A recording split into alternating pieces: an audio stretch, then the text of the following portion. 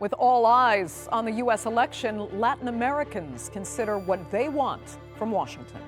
Immigration from Central and South America is a top issue for U.S. voters on both the left and the right. But both candidates have very different ideas on how to control it. With many Latin economies reliant on the U.S., would a Harris or Trump approach work best for the region? I'm Andrea Sankey, and this is the Newsmakers.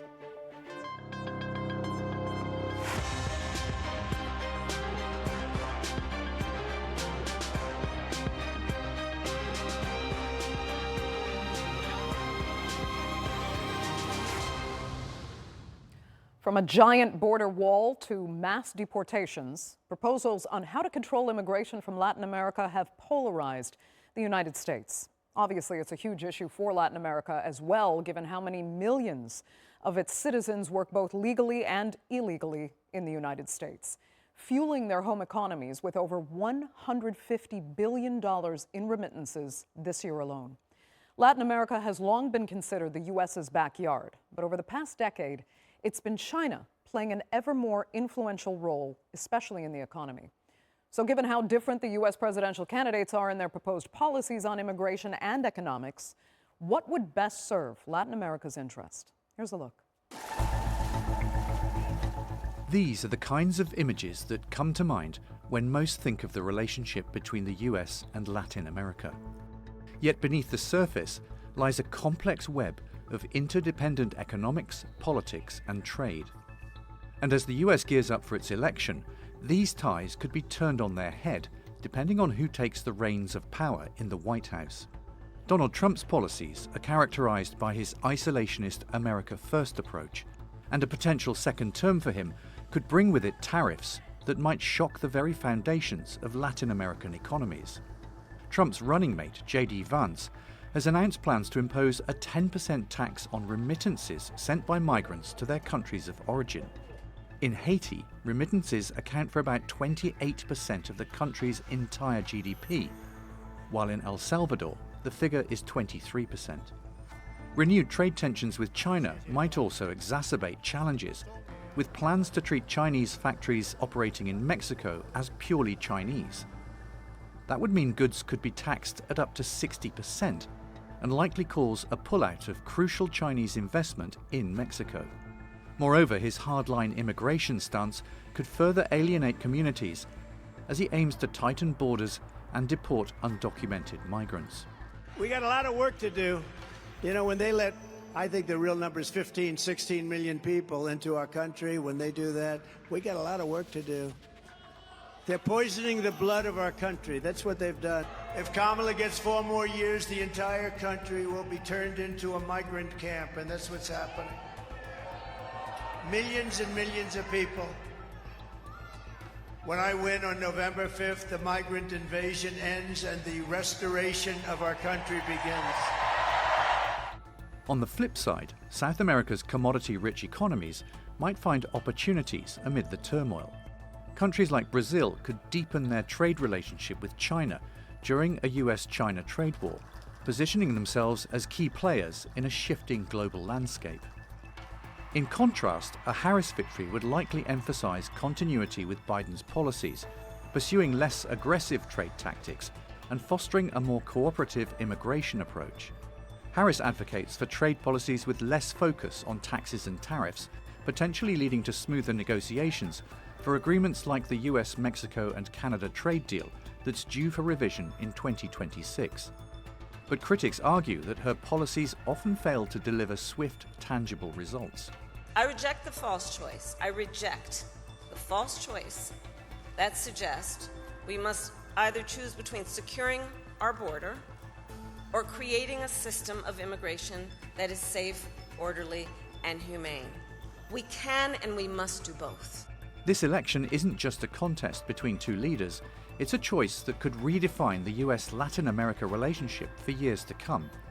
And one thing is certain, the question isn't just about who wins in November, it's about whether Latin America will prosper during the next 4 years. So what election outcome would best serve the stability and prosperity of Latin America over the next 4 years? Well, joining me now to debate that and more are from Durham, North Carolina, former U.S. ambassador to Venezuela and senior advisor on global affairs at Duke University, Patrick Duddy. From the U.S. Capitol, human rights advocate at the Washington Office on Latin America, Gimena Sanchez-Garzoli.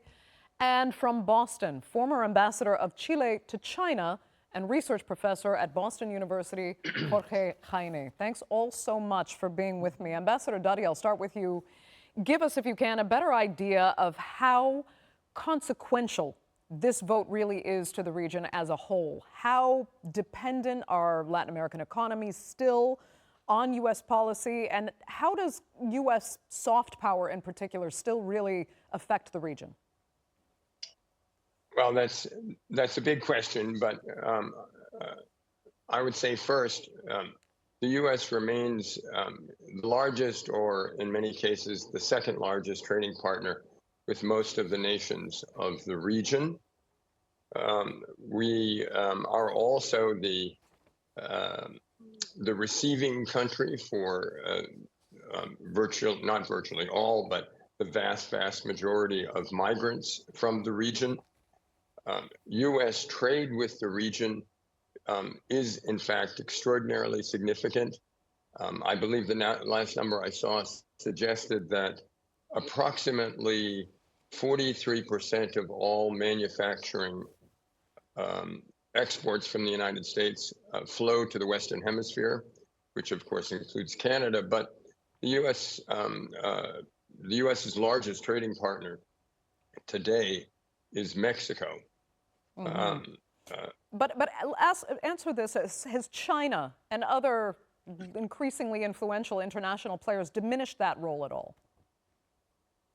Yes, it certainly seems to me that it has. China is now the largest trading partner for a number of Latin America's major economies, including Brazil. And my colleague on the panel can confirm, I believe that's also true for Chile and for Peru. Yes.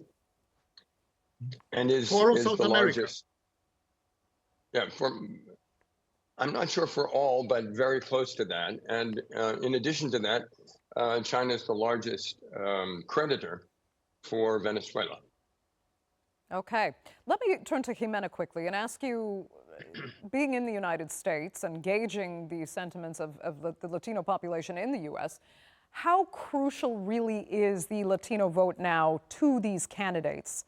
And how divided is their vote in the United States because of, in large part, U.S. policy toward Latin America? Well, thank you for the opportunity. I think that the Latino vote is very divided by country.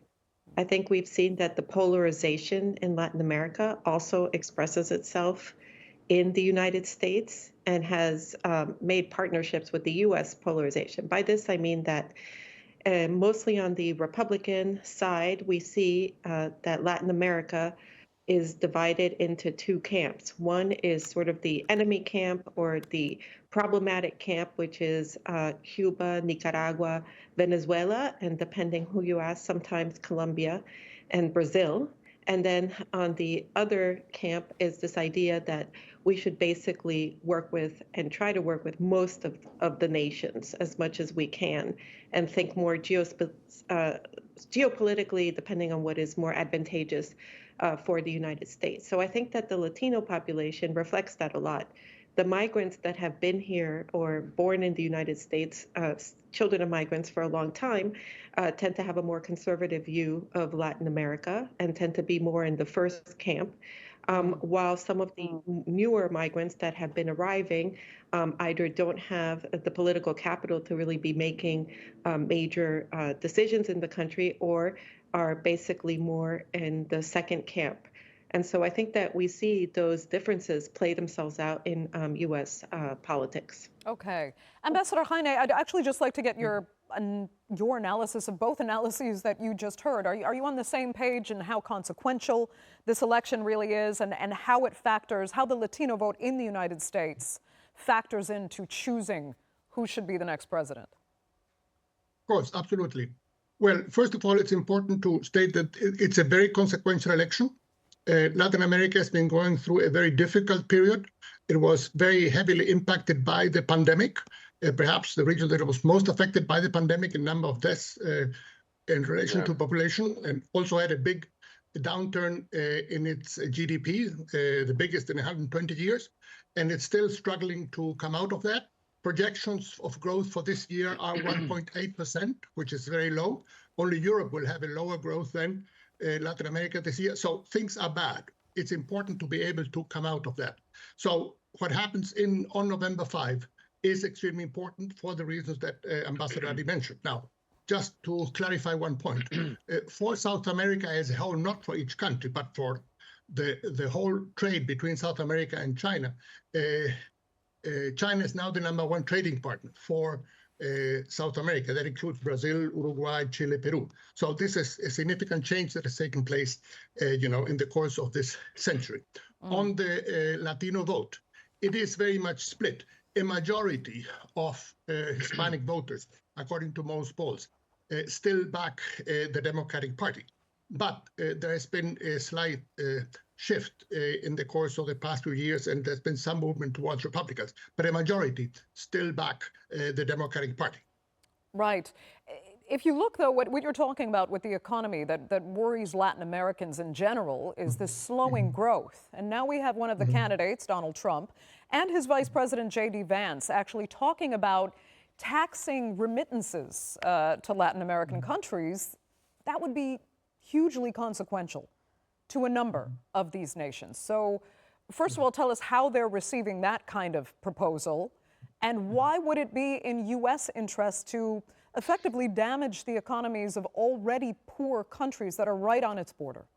Well, I think that would be an extremely negative measure.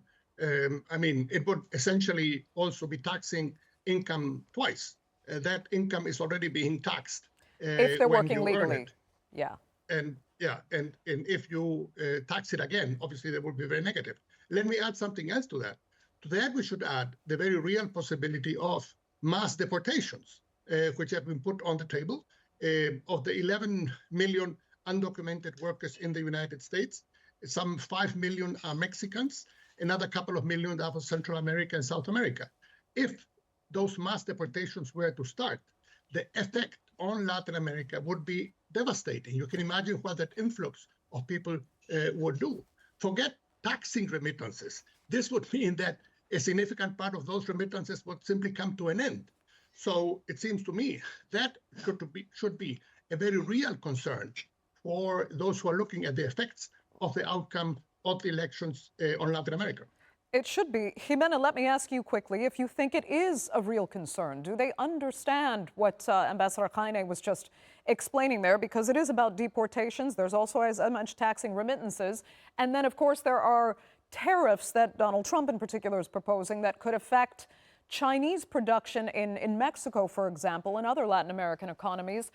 Are the Latinos, both in Latin America and in the U.S., understanding the effect those kinds of policies would have on their home countries? I don't think that most of the Latino voters are really focused on those issues or understand the full effect of how integrated the global economy is and how this could be very problematic, both for their countries back home, because if they're against having more migration, for example, doing this kind of tariff, what it's going to do is make it even more unequal in those countries and maybe be more of a push factor. Secondly, mass deportations, which we think are a bad idea and on many regards, is also due to the violations it would be to people's rights, would be seen as highly aggressive and highly tension-filled for a lot of the countries that would be receiving those persons, if they can go back to those countries. Because if we're talking about deporting Haitians, for example, who is going to be receiving them? Or even Venezuela. I'm not sure that Venezuela will accept deportations. In the case of Mexico and Central America, it's not going to make them very happy because Mexico has been working very hard to try to come up with agreements with the United States on this issue. And in Central America, I don't know if they have the capacity of totally absorbing people. So I think that they're not thinking about the broader issues. I think there tends to be, for longer term immigrants that want to have people deported, this sort of sense that we got here first. And so the new people coming are problematic. which is very unfair. And I think that for others, it would be seen as these are the people who are part of our family or what have you that are fleeing situations of criminality or lack of opportunities, and it would be very harsh to be doing that to our people. Ambassador Duddy, is that true? First of all, I would say, as Ambassador Heine and Gimena both emphasized, the Latin American population in the United States is not monolithic. Right? There are estimates range from about 11.5 to 16 million undocumented migrants in the United States. The 16 million seems to me very possibly an exaggeration. But we're talking about a population of migrants that exceeds the population of many Latin American countries. And as one might expect for a community that large, there are a variety of views. I think. But do you think, as I was asking, do you think both those, everyone involved, the people in Latin America, the people in the U.S., whether they are legal or illegal, do you think they understand the actual consequences of such a policy that would deport immigrants, that would tax remittances, that would basically punish Latin American economies in U.S. interest? Are they aware? I think that for many in that community, certainly the ones that I've talked to, they still regard what they're hearing as part and parcel of a campaign. Anti-immigrant sentiment actually does, in fact, resonate with a significant part of the American public. And the volumes that entered the country in the last several years have aggravated a kind of nativist streak, which has long been present in the United States. I think many here, those with a more sophisticated understanding of the American legal system, understand that whatever the expressed intentions of those threatening deportations, et cetera, that the Latin community will continue to have access to the American legal system. So I think it is probably premature to suspect or to expect that people will simply panic over the rhetoric of the campaign. Okay, but Ambassador Heine. May I jump in for a moment? Yeah, I was actually going to ask you something in relation to that, but go ahead. Sure. I think this is fresh news, this taxing of remittances. And that, it seems to me, can have quite an effect on the Hispanic community in the United States, because this is something that is reaching beyond what had been discussed until now. This affects directly the pocketbook of Latin Americans and Hispanic immigrants in the United States and their families. So it seems to me this might be a significant signal of how serious things can get if Mr. Trump is elected president. And if we look at the rhetoric that Ambassador Duddy was referring to, Ambassador Heine, he's been talking about, as we know from a while back, immigrants being rapists and criminals. About now he's saying they've been eating people's pets. So how sensitive are Latin Americans and Latinos in the United States to that kind of rhetoric? And is it, in a sense, pushing Latin America closer to the global South? Well, I would say this. It seems to me what has been happening, and this is not new from Mr. Trump, he has been using Latin Americans and Mexicans in particular, and now Haitians, of course, as a foil, as the other, in distinction to what he refers to as real Americans. And that, it seems to me, is obviously something that has worked to rile up his base, but it obviously has a negative effect on Latin America, who listen to this and see how he refers to the region. So it seems to me, again, there's much at stake in these elections. And, there's a lot of talk about how this might affect Europe, how this might affect NATO, how this might affect, Japan and South Korea, and the possibility that American bases will be closed there. But I would argue the region that would be most affected by the election of Mr. Trump would be Latin America. To give you an example, Mr. Vance has said that he is keen that the cartels be declared terrorist entities, the Mexican drug cartels, so that they can be bombed and attacked by the US military without any authorization from the Mexican government. You can imagine the implications this would have. So, this is really very serious stuff. Yeah, Gimena, I mean, I imagine you agree there because it is incredibly confrontational. And that was another question here as well about the narcotics trade. And if we have an administration that proves to be very adversarial with certain Latin American governments, not least Venezuela, for example, will there be less attention to the, if you want to call it the ongoing war on drugs that the U.S. had declared decades ago, whereby they won't be interested in helping fight that battle and allowing for narcotics trade to just keep going, increasing criminality in the United States and addiction even for that matter, because of this constant confrontation with governments like Venezuela, potentially Mexico going forward? Okay, I think that we're going to see maybe two things if Trump comes into power. One, we're going to see an alignment of minds with Bukele in El Salvador that has taken a very hardline approach towards criminality, and with President Milei in Argentina, who has actually been deepening the ties in terms of security with the Southern Command. And so I think we're going to see both at the same time. We're going to see tensions go further with the countries that don't agree with the positions that Trump want to take. Mainly Mexico is a question, but mostly Venezuela, Cuba, Nicaragua, and even Colombia. But then with the other countries, we're going to see very much an aligning of minds. So what we're going to see is that polarization in Latin America is probably going to deepen. In terms of the drug trade, the major threat in terms of drugs for the United States right now is fentanyl. And so most of the concern is about the fentanyl coming in from Mexico, and less so the cocaine, which was the traditional drug threat.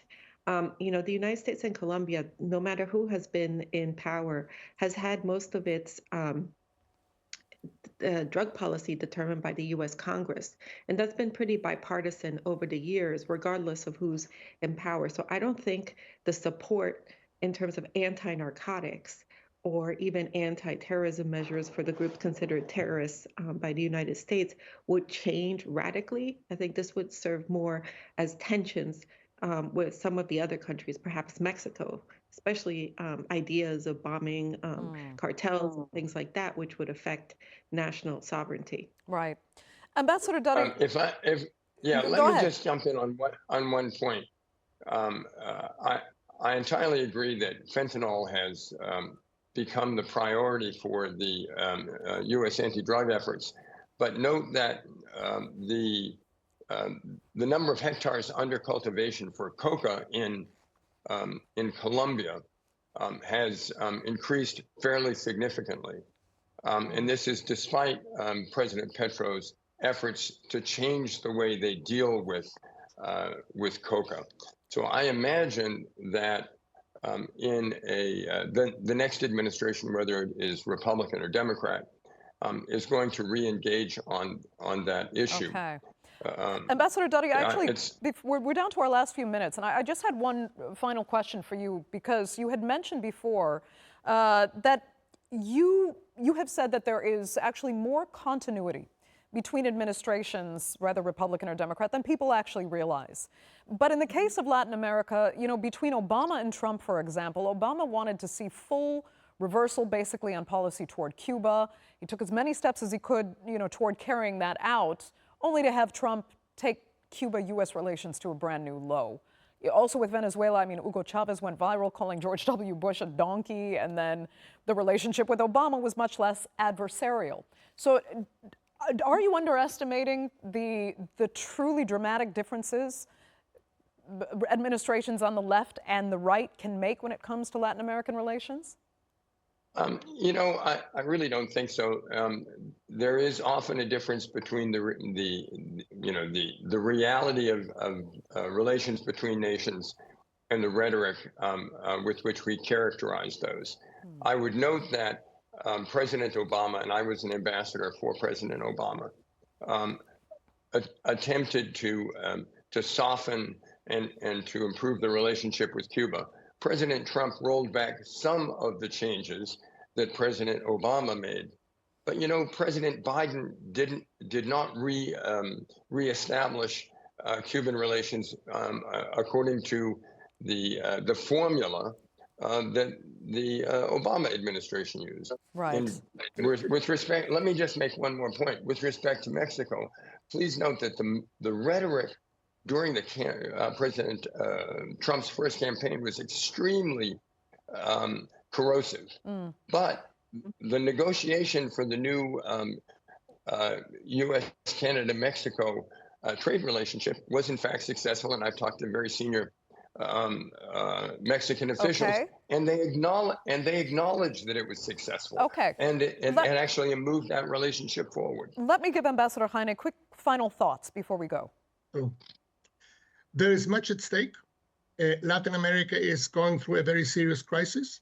And the last thing we need is for the United States to impose, say, high tariffs or otherwise, say, attack Mexico or start deporting Latin American citizens. It seems to me that would only push Latin America into a very dangerous terrain. Okay. That will indeed have to be the final word. Unfortunately, we're completely out of time for this edition of the Newsmakers. I'd like to thank all three of my panelists so much for being with us. Our viewers, of course, for joining us as well. Remember, you can follow us on X, and do be sure to subscribe to our YouTube channel. I'm Andrea Sankey. We'll see you next time.